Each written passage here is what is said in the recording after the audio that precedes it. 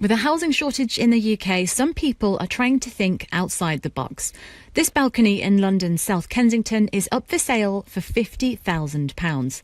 The estate agent Next Home Limited say they were surprised at the inquiries they received.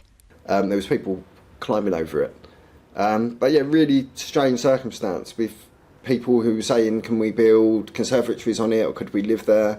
Could I use it as somewhere just to stop over for a couple of nights? Could I make an evening experience point out of it, what I could then put on, I don't know, Airbnb or something like that?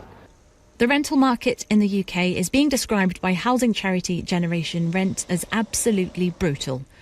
Rent is soaring and the supply of rental properties are falling, leaving tenants struggling to pay the rent.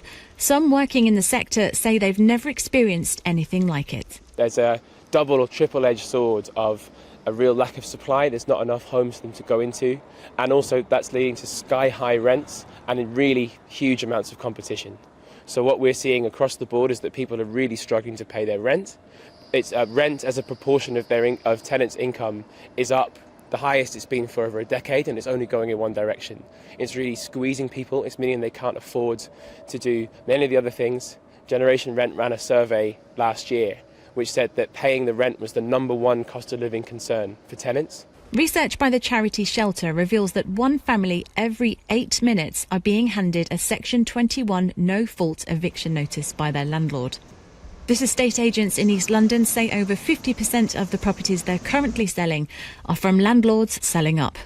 Over the last 10-12 months, as the interest rates have moved around, we found there's more and more landlords who are deciding, rather than remortgaging and getting onto another fixed term, at potentially 30% higher rate or more than what they was at, that they're taking the time now to sell the properties. Just before COVID, I was considering the rental market it felt like it was slowing down, and you had a lot of people trying to get onto the bottom of the property ladder. Since then, it's like it's been turned on its head. If I put a one-bed property on anywhere in East London, I can expect 10, 12 people to want to view that property. Now you've actively got tenants trying to sort of gazump, if you like, which I've never seen that in the rental market.